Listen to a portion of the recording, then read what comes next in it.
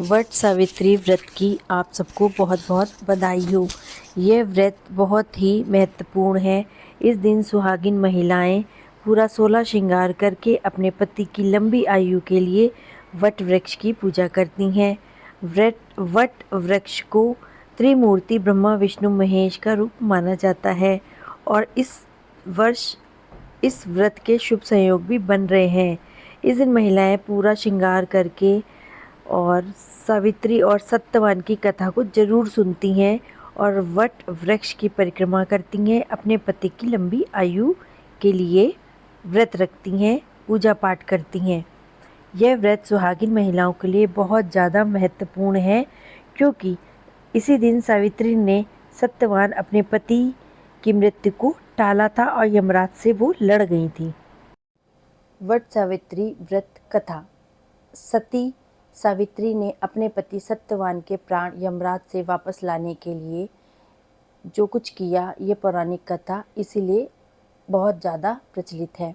ज्येष्ठ अमावस्या को सुहागिन महिलाएं पति की लंबी आयु के लिए वट वृक्ष यानी कि बरगद के पेड़ की पूजा करती हैं, क्योंकि बरगद के पेड़ में तीनों देवता वास करते हैं, जो हैं ब्रह्मा विष्णु और महेश। तीनों का वास है वहाँ पे। सावित्री ने यमराज से तर्क और निडरता से अपने सास ससुर की दृष्टि, राज्य और पति के जीवन को पुनः प्राप्त किया था।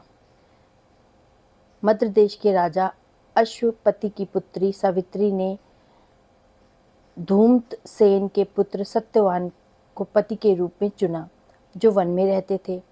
विवाह से पहले नारद मुनि ने बताया था कि सत्यवान की मृत्यु 1 वर्ष में निश्चित है, लेकिन सावित्री ने निर्णय नहीं बदला और विवाह के 1 वर्ष बाद ही जब सत्यवान जंगल में लकड़ी काटते समय बेहोश होकर गिरे तो यमराज उनके प्राण लेने आ गए।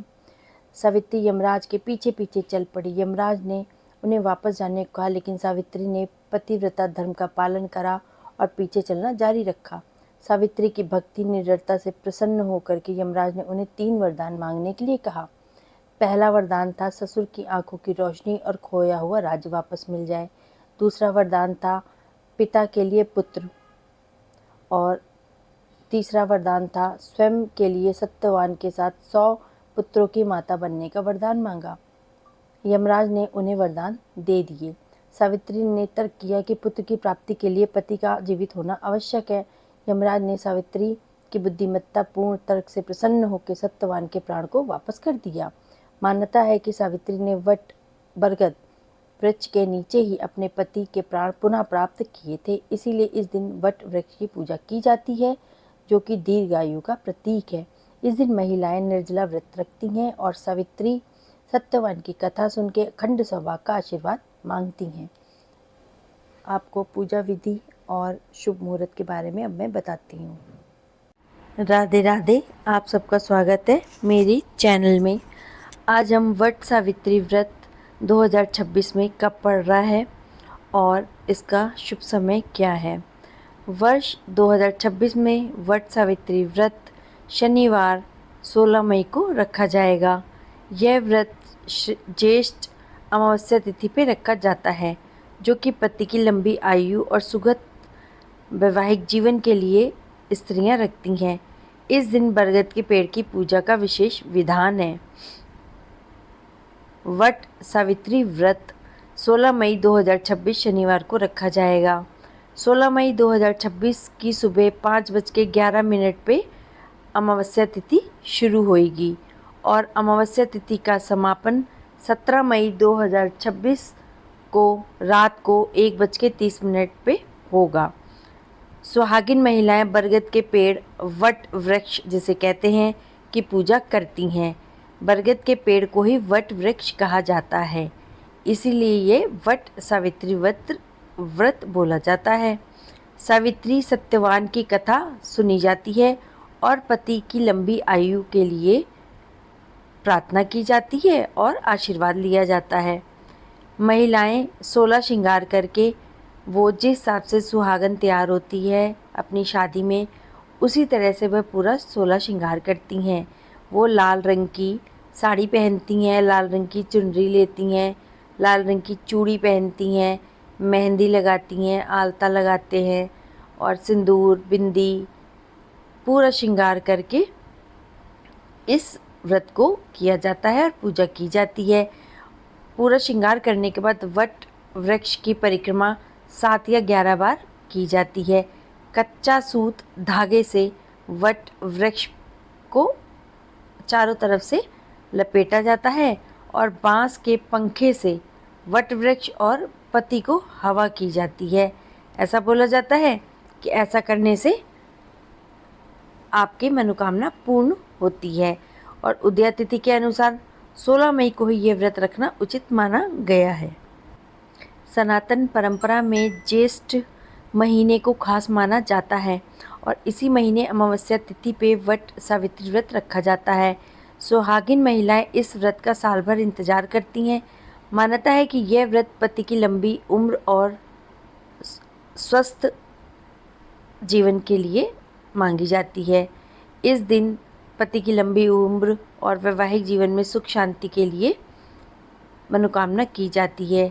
ज्येष्ठ कृष्ण अमावस्या को मनाए जाने वाला यह पर्व विवाहित महिलाओं के लिए विशेष महत्व रखता है। इसी दिन व्रती महिलाएं पति की लंबी उम्र और अखंड सौभाग्य के लिए बरगद के पेड़ की पूजा करती हैं।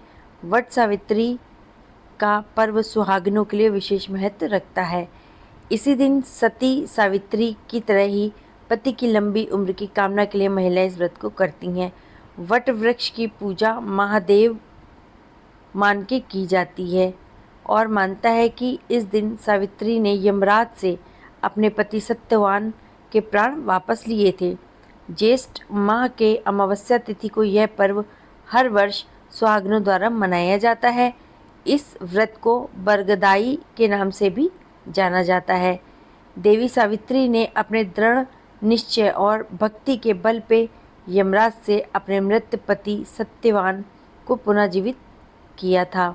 तभी से यह व्रत स्त्रियों के लिए सतीत्व, श्रद्धा और शक्ति का प्रतीक बन गया है। इस व्रत को करने के लिए शुभ मुहूर्त में ही किया जाता है और ये बहुत ही ज़्यादा विशेष रखता है। बरगद के पेड़ की पूजा इस दिन खास मानी जाती है क्योंकि इसमें ब्रह्मा, विष्णु, महेश तीनों का वास माना जाता है। इसी वजह से इसे वट वृक्ष कहा जाता है और इस दिन वट वृक्ष की पूजा की जाती है। पूजा विधि इस प्रकार है। सुबह स्नान करने के बाद साफ सुथरे कपड़े पहन के व्रत का संकल्प लेना है।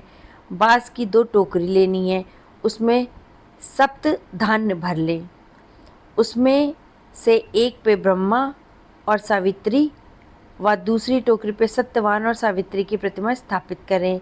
सावित्री की पूजन में सौभाग्य वस्तुएं जैसे काजल, मेहंदी, सिंदूर, चूड़ी, बिंदी, वस्त्र, आभूषण, दर्पण चढ़ाएं। इसके पश्चात माता सावित्री को मंत्र से अर्घ दें। इसके पश्चात वट वृक्ष की पूजा करें। वट वृक्ष की पूजा करने के पश्चात उसकी जड़ों में प्रार्थना करते हुए जल चढ़ाएं। साथ ही साथ परिक्रमा करें। वट वृक्ष के तने पे कच्चा सूत लपेटें। आपको परिक्रमा 7, 11, 108 इस तरीके से आपको करनी है। कम से कम 7 बार परिक्रमा करने का विधान है। इसके बाद वट सावित्री व्रत की कथा सुनना अथवा पढ़ना विशेष माना गया है। इसके बगैर व्रत अधूरा माना जाता है। पूजा के अंत में अपने पति की लंबी उम्र और सुख शांति की प्रार्थना की जाती है। ऐसा बोला जाता है कि अगर आपके दाम्पत्य जीवन में तनाव चल रहा है तो पूजा के समय बरगद की जड़ में सिंदूर चढ़ाएं और उसी सिंदूर से अपनी मांग को भरें। मान्यता है कि इससे रिश्ते में मिठास आती है और आपका संबंध मजबूत बनता है। इस दिन आपको कुछ बातों का ध्यान रखना विशेष आवश्यक है। आपको तामसिक भोजन से दूर रहना है। बिना वजह से आपको वाद विवाद नहीं करने हैं। काले और नीले रंग के कपड़े नहीं पहनने हैं। व्रत कथा सुननी अथवा पढ़नी अति आवश्यक है। अपनी क्षमता के अनुसार आपको दान पुण्य करना बहुत ही ज़्यादा पुण्यदायी प्रभाव देगा। अगर आपको पसंद आई हो जानकारी तो आप वट सावित्री व्रत की बारे में अगर और जानना चाहते हैं तो मुझे आप मैसेज करिए।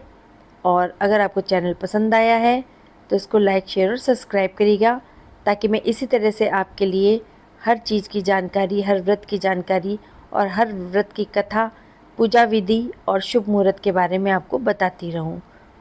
ओम नमो भगवते वासुदेवाय।